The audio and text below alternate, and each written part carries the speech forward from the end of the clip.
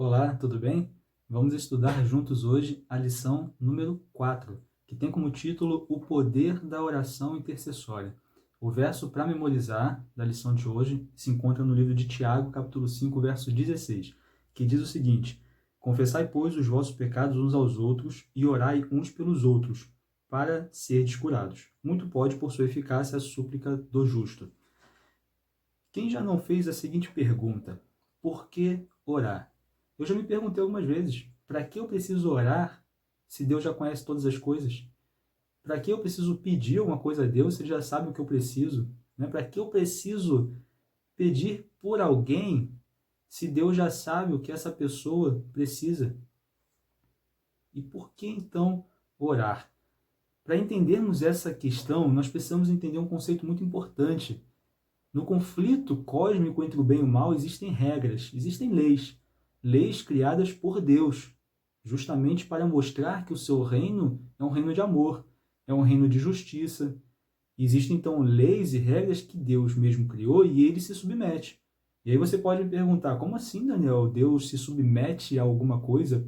Parece meio estranho dizer que Deus está submetido a alguma regra, alguma lei. Sim, é verdade.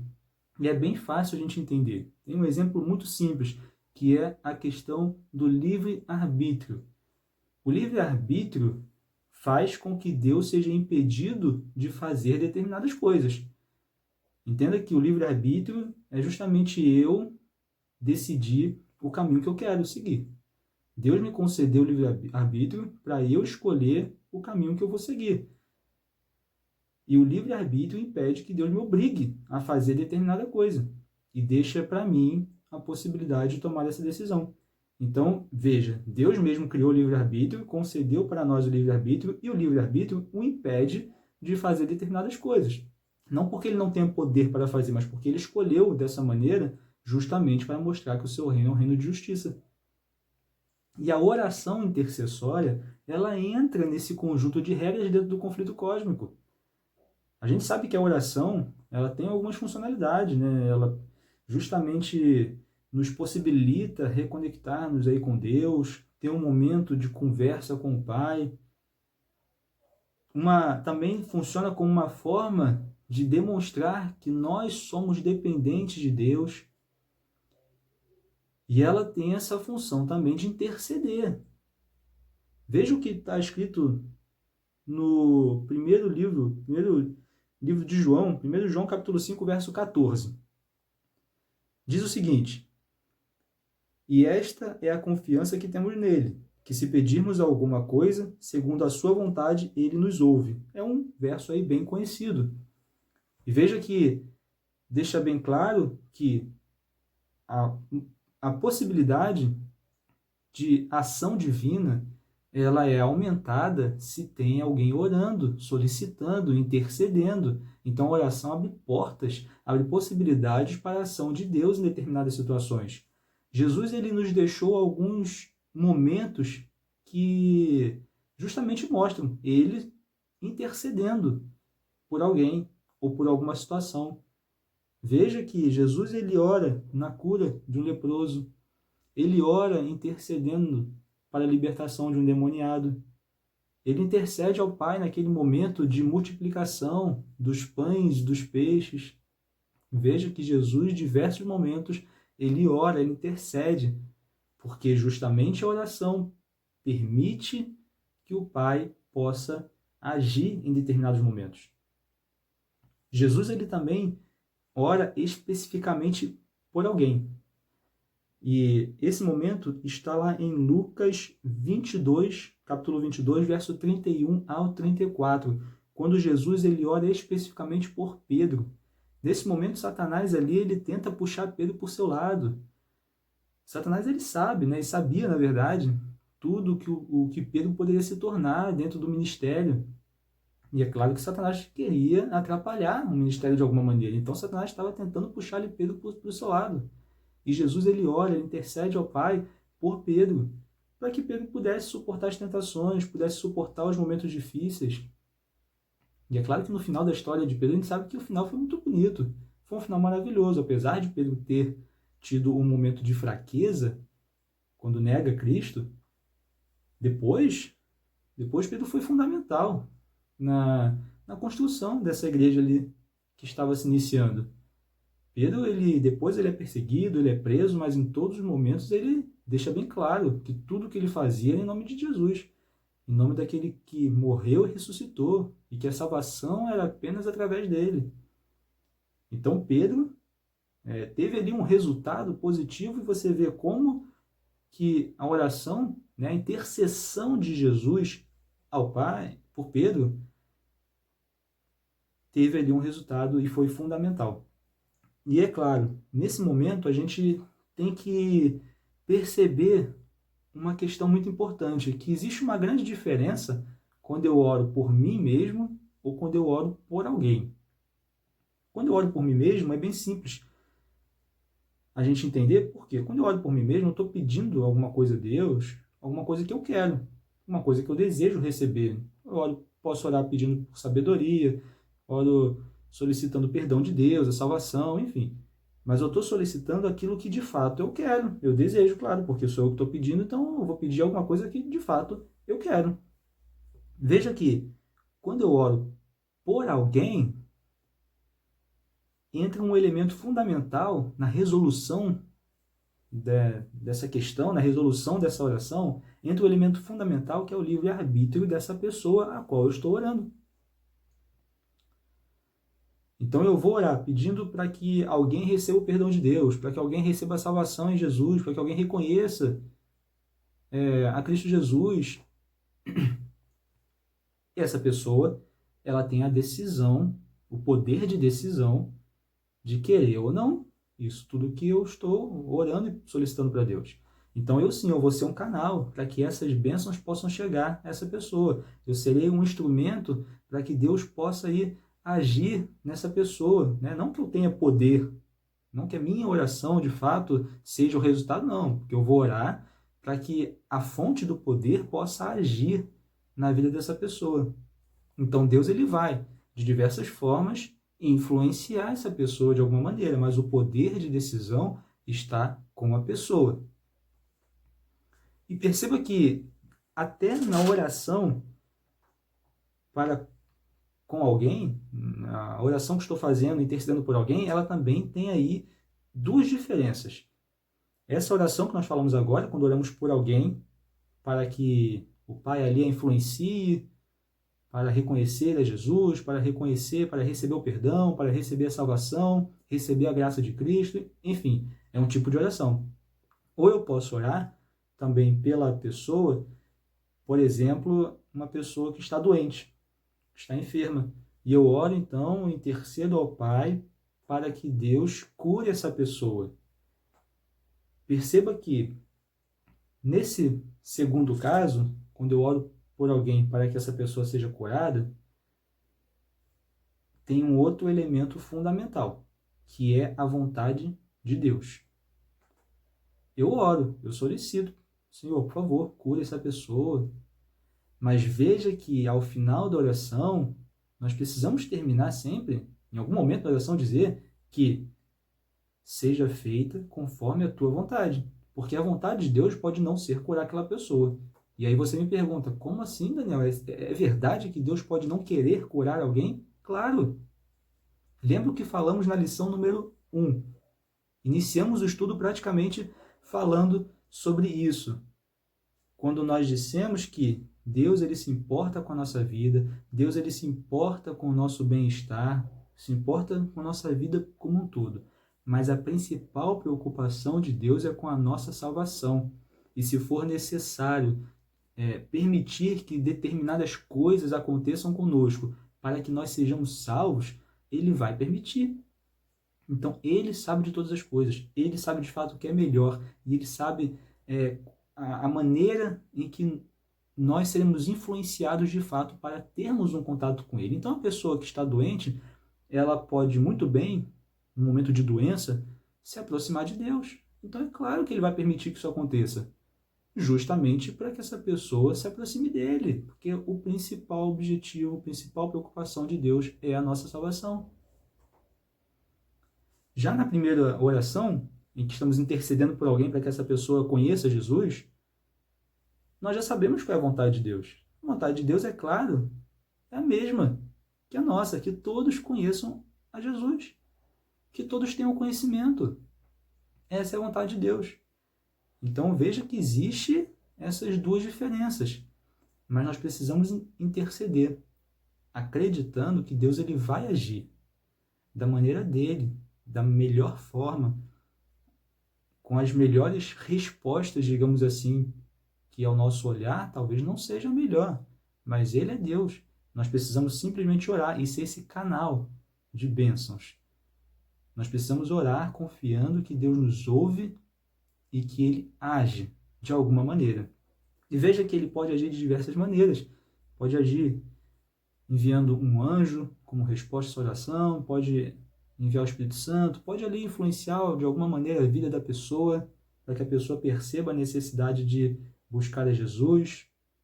E a gente tem um exemplo muito interessante que está lá em Daniel, no livro de Daniel, no capítulo 10, verso 10 ao 14, onde a gente percebe que já ali no momento em que Babilônia foi conquistada pelo Império Medo-Pérsia, e alguns judeus, então, eles retornam para Jerusalém para iniciar a construção de Jerusalém.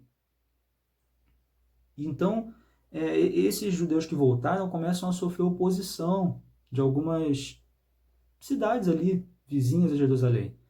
É claro que a gente sabe que foi o inimigo atrapalhando ali, querendo, na verdade, atrapalhar essa reconstrução de Jerusalém. E Daniel ora, jejua, ora por 3 semanas, e em resposta, Deus envia um anjo até Daniel para falar com Daniel. Então, a resposta à oração foi Deus enviando um anjo para estar com Daniel. E outros exemplos na Bíblia, como por exemplo, Paulo ele ora intercedendo pelas suas igrejas ali que ele tinha acabado de inaugurar, digamos assim, através do seu ministério. E ele ora por esses novos conversos, acreditando que Deus, ele de fato enviaria, de alguma maneira influenciaria a vida desses novos conversos. Paulo ele solicita, está lá no livro de Efésios, no capítulo 1, Paulo ele solicita na sua oração para que Deus desse sabedoria a essas pessoas, para que Deus desse discernimento espiritual, para que Deus iluminasse a mente deles com a verdade e lhes desse a esperança da vida eterna. Então Paulo sabe que de alguma maneira Deus a influenciaria essas pessoas e concederia a essas pessoas essa sabedoria,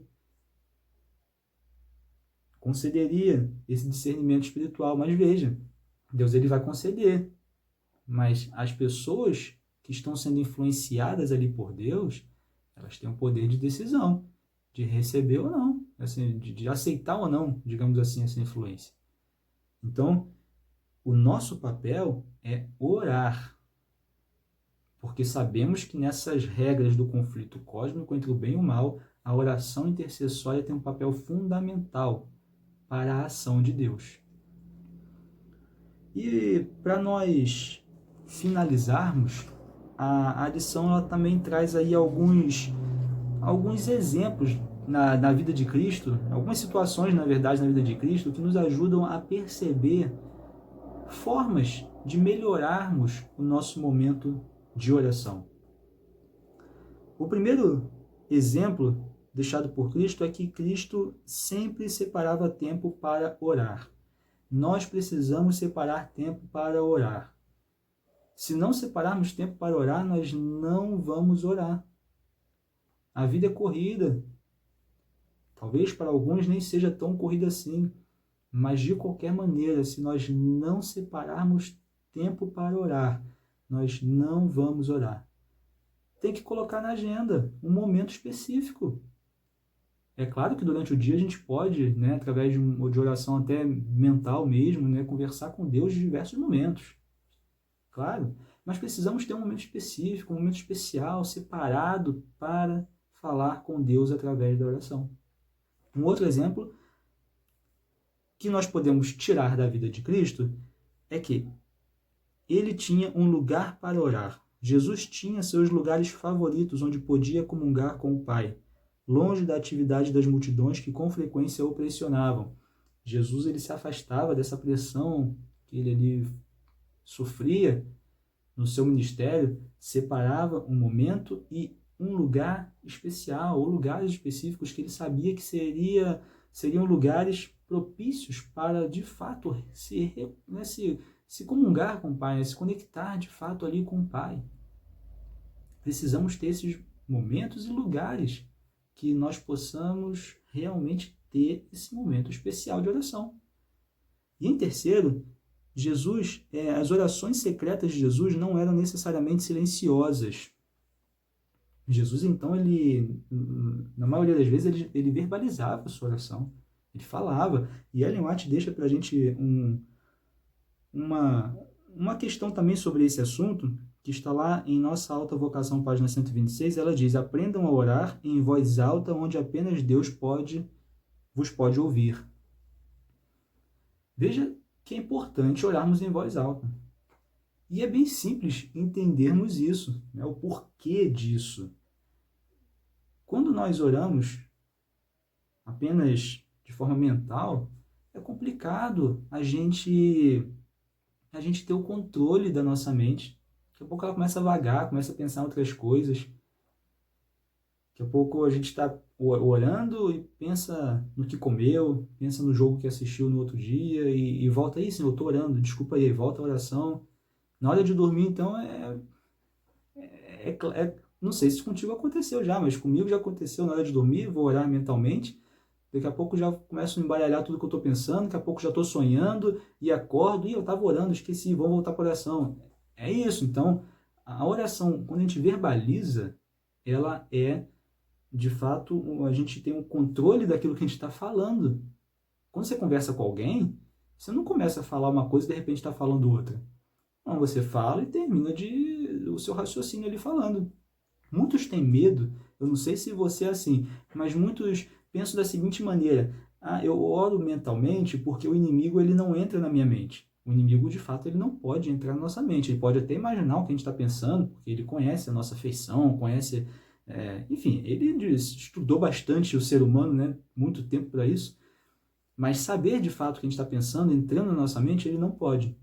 E muitos pensam da seguinte forma: eu vou orar mentalmente para que o inimigo não fique escutando o que eu estou falando. Então, eu estou pedindo alguma coisa para Deus, eu prefiro que o inimigo não ouça, até para não atrapalhar aí a minha solicitação a Deus. A gente não precisa ter esse medo. É bobagem. Cadê a nossa confiança em Deus? Nós oramos porque confiamos, mas oramos desconfiado. Não tem muito cabimento isso. Precisamos confiar e precisamos verbalizar, porque assim a oração ela sai de uma maneira melhor. A verdade é essa. É claro que podemos sim, durante o dia, falar com Deus em diversos momentos, através da nossa mente, mas a gente sabe que é difícil ter esse controle da mente. Né? A mente ela começa a vagar e atrapalha a nossa oração. Por isso que precisamos seguir aí também esse exemplo. E para finalizar, eu gostaria de ler aqui um trecho